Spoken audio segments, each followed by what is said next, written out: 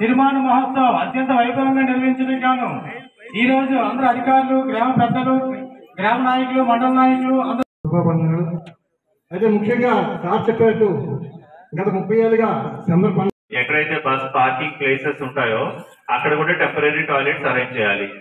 And అక్కడ నేలని చదువు చేయించాల్సింది ఆ పోలీస్ లోకల్ సిఐ గారు ఎవరు ఏరియా దగ్గర అంటే లైక్ చుట్టూ బ్యారికేడింగ్ ఉండాలి అండ్ టాయిలెట్స్ అవన్నీ ఇంతజాం ఉంటుంది. సో ఇది నా చేతుల మీదుగా అఫ్కోర్స్ జిల్లా కలెక్టర్ గా ఉన్నప్పుడు జరగడం చాలా సంతోషంగా ఉంది. ముఖ్యంగా ఎక్కువ మంది జనాలు వస్తున్నప్పుడు మన అమ్మవారి పండుగ చేసుకుంటూ వెళ్తున్నాం.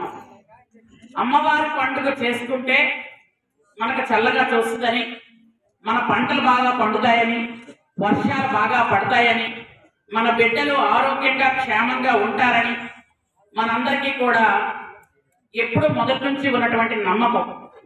ఈ అమ్మవారు గిరిజన దేవత. అమ్మవారు గిరిజనుల ఇంట్లో పుట్టినటువంటి ఒక దేవత.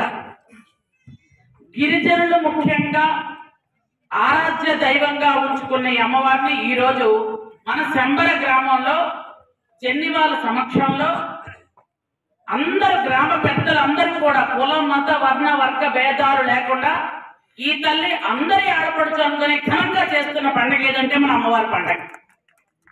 కాబట్టి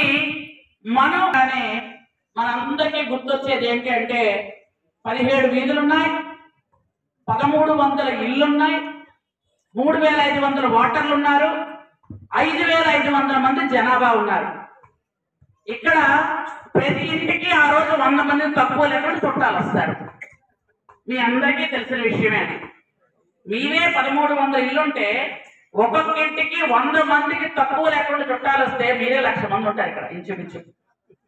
అంతమంది ఉంటారు నాకు తెలుసు, ఎందుకంటే చుట్టుపక్కల గ్రామాల ఉంటుంది కాబట్టి అందరం కూడా జాగ్రత్తగా చేసుకోవాలని, ఎందుకంటే మీ అందరి ఆదరాభిమానాలతో ఎమ్మెల్యేగా గెలిచిన నాకు ఆ అమ్మ దయతో చంద్రబాబు నాయుడు గారి ఆశీస్సులతో మంత్రి వచ్చింది. మీ అందరి దగ్గరికి నేను మళ్ళీ రావడం జరిగింది. మంత్రి వచ్చిన తర్వాత ఆ అమ్మ దయ వల్ల మనం మంత్రి అయ్యాం కాబట్టి ఆ అమ్మకి జాగ్రత్తగా చెయ్యాలని శంబర్లో ఎప్పుడు కని విని ఎరుగని రీతిలో మొత్తం రోడ్లు కానీ, మీకు వరంగుడ్డ దగ్గర కానీ, చదువుగుడ్డ దగ్గర కానీ, ఈ గుళ్ళు అన్నిటి దగ్గర ఎక్కడ ఇబ్బంది లేకుండా, ఎందుకంటే నా ఆశ, నా కోరిక ఏంటంటే చాలా మంది చెప్పారు కాలికి బురద లేకుండా అమ్మవారి గుడికి వెళ్ళాలి అని.